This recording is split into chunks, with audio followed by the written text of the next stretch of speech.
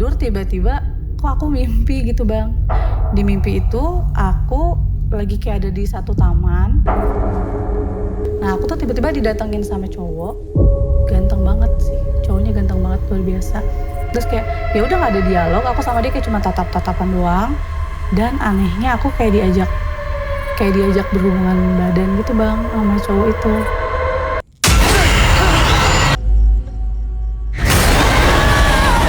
Sebelum kita lanjut, ada baiknya klik tombol subscribe dan loncengnya ya, friend. Thank you sekebon.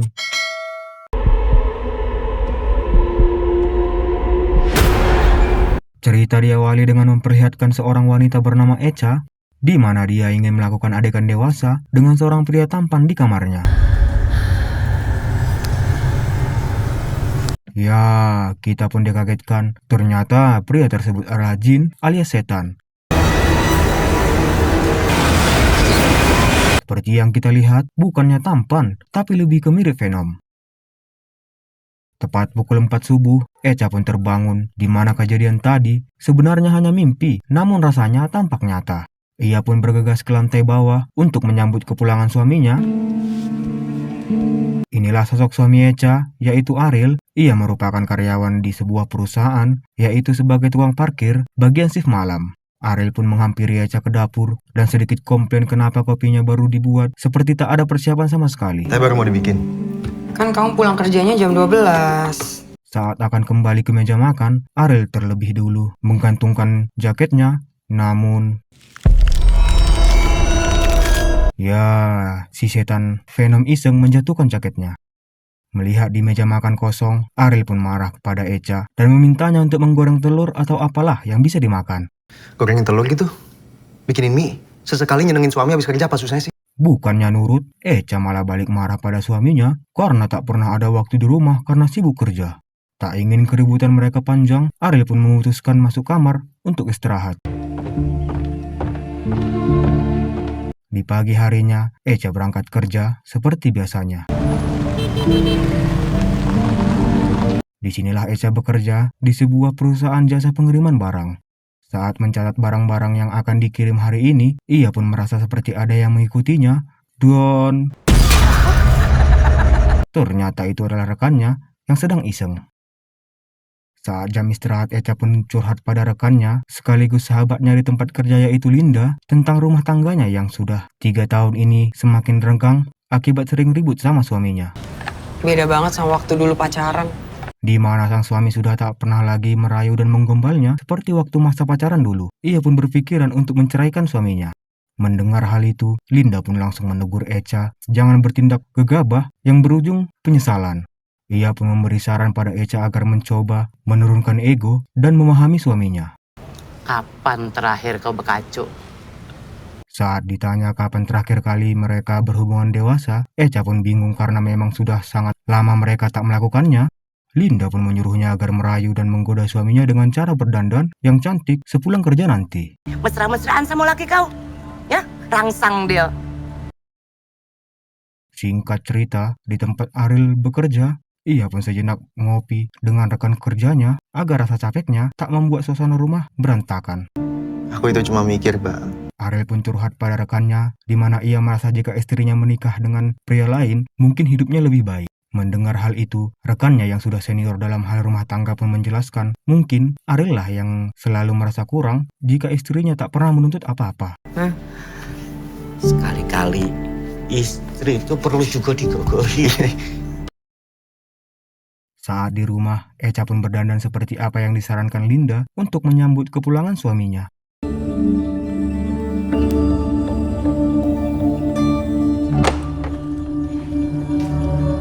Sedikit kaget dan heran melihat istrinya yang begitu menggoda, apalagi setelah melihat meja makan yang sudah tersaji.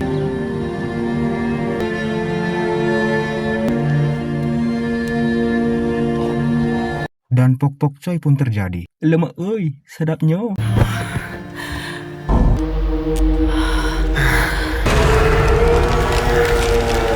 Astaga, ternyata si setan mirip Venom pun ikut menikmati malam.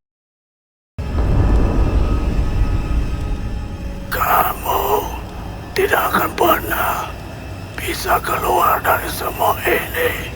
Echa pun bermimpi di suatu ruangan dan mendengarkan suara. Ia pun bergegas kabur melalui pintu, namun tak bisa. Ia pun mencoba jalan lain dan ia pun terbangun dari mimpi yang rasanya seperti nyata, apalagi setelah melihat bunga di kasurnya.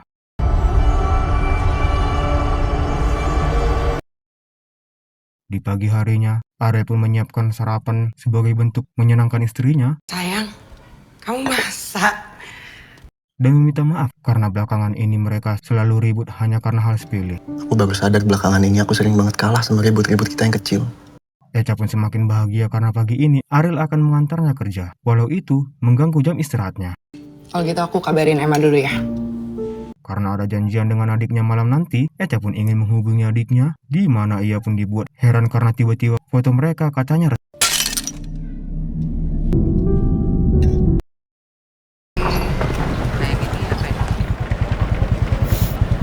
seperti biasa, Echa mencatat barang yang akan dikirim hari ini. Tiba-tiba ia merasa aneh seperti ada yang mengawasinya, apalagi setelah melihat ini. Ia pun langsung keringatan melihat sosok pria yang ada di mimpinya menghampirinya, apalagi setelah melihat di kaca bentuknya aneh, mirip Venom. Astaga, setelah kejadian tadi, ia pun merasa mual seperti orang hamil dan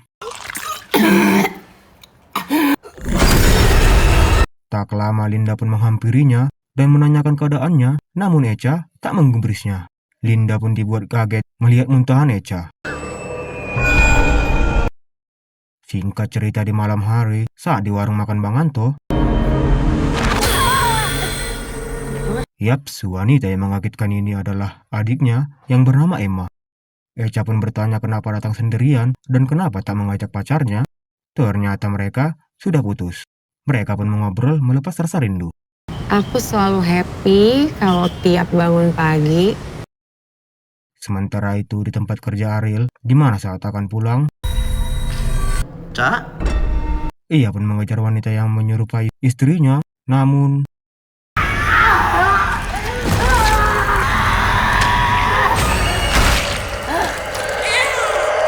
Ariel pun kaget dan ketakutan melihat Echa yang tiba-tiba melahirkan, di mana si bayi merangkak mendekatinya.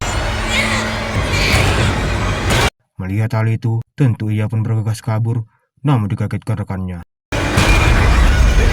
kamu kenapa? Setelah mengecek sama sekali tak ada kejadian apa-apa, merasa aneh, Ariel pun langsung pergi. Saat menyiapkan makanan, Echa yang melihat suaminya bengong pun langsung menanyakan ada apa dengannya. Tentu Ariel bingung menjelaskannya dan lebih memilih untuk istirahat. Saat di kamar, Ariel pun masih terbayang dengan kejadian tadi. Apa aku salah makan ya, Mbok? Di keesokan harinya, Echa pun dipijat karena kemarin ia merasa mual seharian, di mana saat Simbok memeriksa perutnya, Simbok pun memberitahu bahwa Echa hamil yang sudah 3 bulan. Ini sih udah 3 bulan. Mendengar hal itu, tentu Ariel kaget mengingat mereka berhubungan baru 3 hari yang lalu selama 6 bulan ini. Namun berbeda dengan Echa, tentu ia merasa senang dan girang karena kehamilan ini sudah lama ia nantikan. Tentu, ia mengumumkan kabar baik ini dengan rekan dan atasan kerjanya. Namun saat di toilet, ia pun memberi kabar pada adiknya Emma. Tak lama setelah itu, Linda pun menghampiri Echa dan menanyakan kondisinya. Nggak apa-apa, yuk. Ternyata aku cuman hamil. Linda pun kaget dan bingung mendengar kehamilan Echa yang sudah 3 bulan, mengingat Echa baru berhubungan 3 hari yang lalu dengan suaminya. Ia pun menjelaskan bahwa kemarin ia melihat cacing dan darah di muntahan Echa, namun Echa lagi-lagi tak memperdulikannya. Cuma kan kalau misalnya itu kan nggak. Di tempat kerja Ariel, ia pun curhat tentang kehamilan istrinya, di mana dia merasa aneh karena terakhir kali mereka mencoba punya anak 6 bulan yang lalu. Apa iya Echa selingkuh? Namun, jika istrinya selingkuh, ia tak begitu yakin.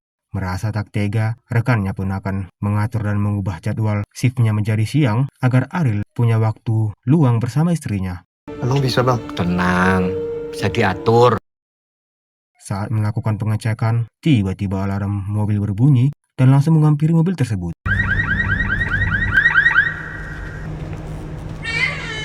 Namun saat akan pergi, ia dikagetkan kembali oleh suara bayi yang menangis berasal dari mobil tadi dan mengeceknya.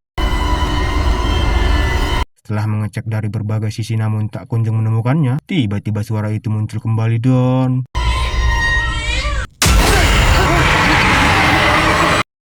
Masih dengan keadaan syok dan ketakutan, tapi Ariel masih belum bisa bercerita pada istrinya tentang apa yang ia alami beberapa hari terakhir ini.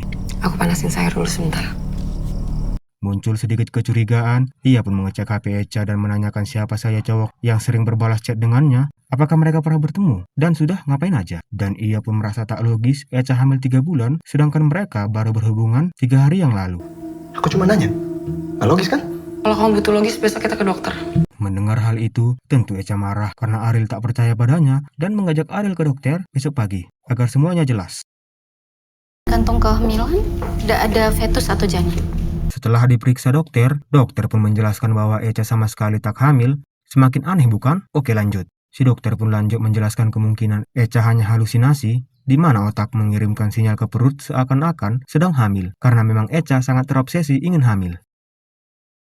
Di waktu jam istirahat kerja, Echa pun termenung setelah penjelasan dokter tadi. Ia pun bercerita pada Linda bahwa dia merasakan perutnya bergerak seperti orang hamil. Mendengar hal itu, Linda pun merasa aneh dan mengajak Echa ke suatu tempat yang bisa membantunya. Ya, ternyata Linda mengajaknya ke sebuah pesantren dan menemui seorang ustadz. Assalamualaikum. Waalaikumsalam warahmatullah. Sang ustadz pun kaget melihat ada sosok pria yang tepat ada di belakang Echa. Masuk sini, masuk. Ayo masuk. Biasakan kalau mau ngapa-ngapain baca doa dulu. Echa pun menjelaskan bahwa ia mulai mimpi yang aneh-aneh sejak menikah, dan tentang kehamilannya, ia benar-benar yakin bahwa yang bergerak di perutnya adalah janin bayi. Masalah ada atau nggak adanya janin tersebut, wallahu a'lam. Ustadz pun menjelaskan biar waktu yang menjelaskan, karena yang tahu janin itu ada atau tidak hanyalah yang maha kuasa. Echa pun merasa kesal karena Ariel, dokter, bahkan Ustadz sama sekali tak percaya padanya. Assalamualaikum. Waalaikumsalam warahmatullah. Di rumah Echa, Linda pun bertanya pada Echa, apakah Echa benar-benar ingin hamil? Pertanyaan macam apa itu, Cuk? Tentu semua istri ingin hamil. Ini Udah yuk, aku nggak mau bahas apa-apa. Sementara itu Ariel pun tak kunjung pulang di mana dia masih merasa janggal dengan yang dialami istrinya. Saat di perjalanan pulang, Linda pun meminggirkan anak kucing dari tengah jalan. Namun, saat akan meninggalkan si kucing mengeong membuat si Linda kembali mencarinya. Kucing. Oh, di bawah kau ya. Ya, Linda pun dikagetkan sosok setan Venom dan bergegas lari, tapi...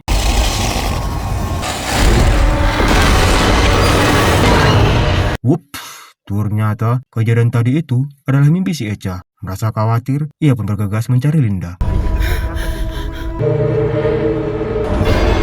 Ya, semua kejadian yang ada di mimpi Echa memang benar-benar nyata. Ariel pun mencoba menenangkan Echa, betapa kagetnya beliau setelah memegang perut Echa yang tiba-tiba kembung.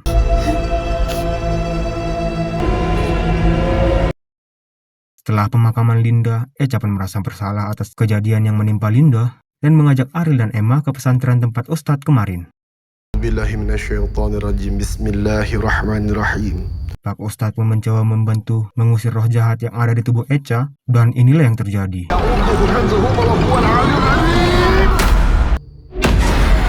Siapa yang berani mengganggu pengantinku?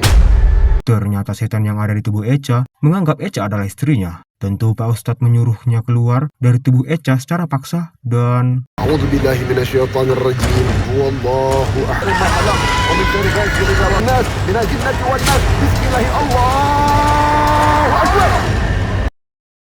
Pak Ustadz pun menjelaskan bahwa setan yang ada di tubuh Echa begitu mencintainya dan tak akan segan-segan melukai siapapun yang menghalangi cintanya. Disinilah kita mengetahui bahwa semua keributan yang terjadi di rumah tangga Ariel adalah ulah si setan tersebut.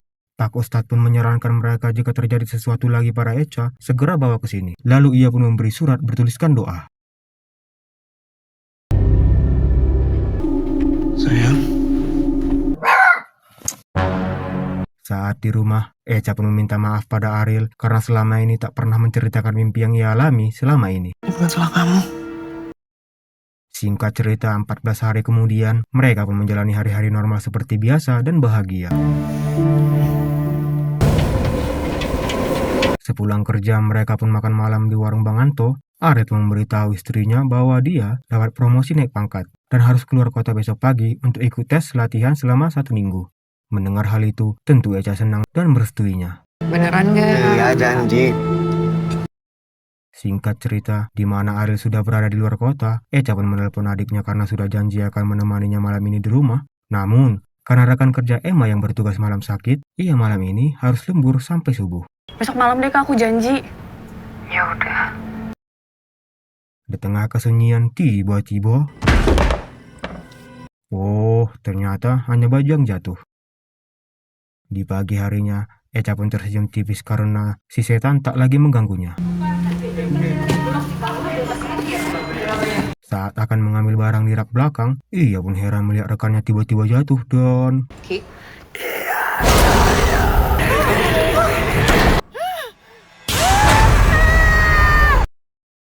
Malam hari saat di rumah, ia pun masih syok akibat kejadian tadi. Tapi beruntung malam ini Emma menepati janjinya untuk menemani Echa malam ini. Ia pun merasa bahwa semua yang telah ia lakukan rasanya sia-sia. Dan mengkhawatirkan si setan akan kembali datang hanya untuk melukai Emma.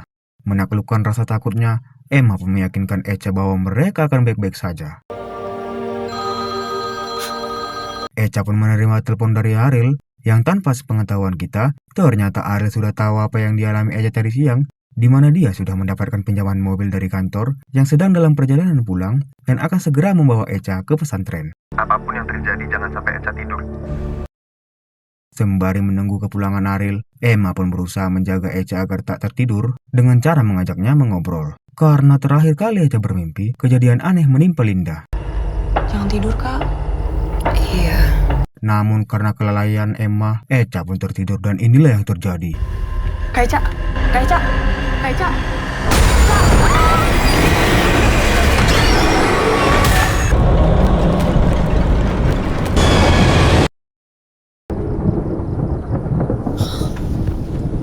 Echa pun kaget melihat perutnya yang kembali membesar. Merasa kesal dan marah, ia pun memukuli perutnya hingga...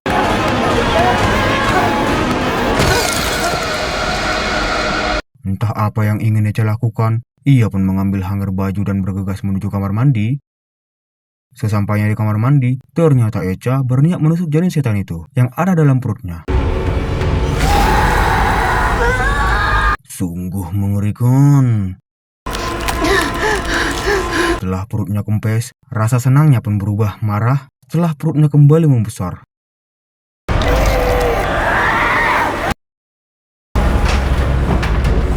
Tak lama, Ariel pun tiba di rumah mereka. Ia pun syok berat setelah melihat kondisi istrinya. Sadar dari pingsannya, Emma pun bergegas ke bawah setelah mendengar suara iparnya.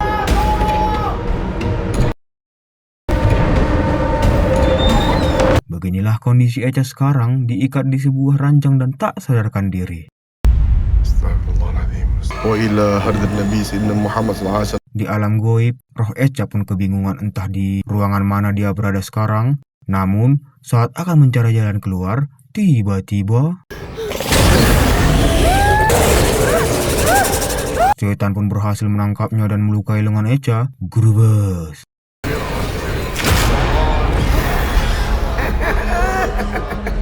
Ya, Echa kembali dirasuki setan dan...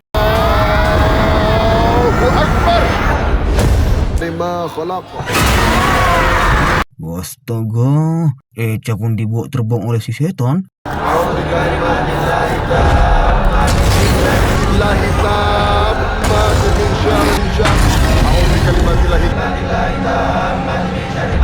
Beruntung setan berhasil diusir kembali ke alamnya. Ariel pun mencoba memanggil roh Echa yang sedang disandra jin setan Venom bebenguk atau apalah dia, menggunakan naluri cintanya. Dengan cara meminta maaf pada Echa karena ia belum bisa menepati janjinya saat nikah, yaitu menemani dan membahagiakannya.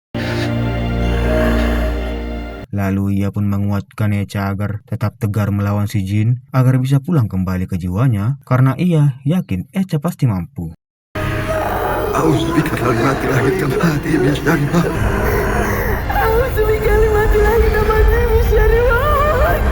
Dengan keyakinan yang kuat dan kebesaran yang maha kuasa, iblis pun berhasil dilenyapkan dan Echa berhasil keluar dari sandraan iblis.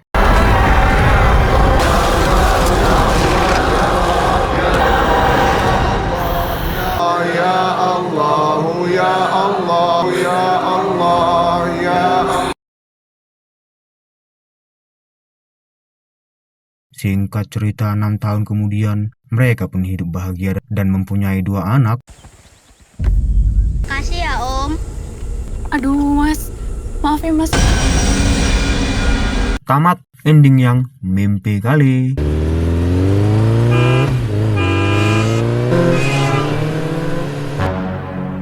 Pesan yang bisa saya simpulkan dari film ini adalah, kuatkanlah iman dan taatlah beribadah, agar roh-roh jahat yang tak diinginkan tak dapat meraih dan mengganggumu. Terima kasih sudah menonton video ini sampai akhir. Support channel ini dengan cara subrek dan like. Saya Lingga, petugas yang tidak digaji. Sampai bertemu di video selanjutnya.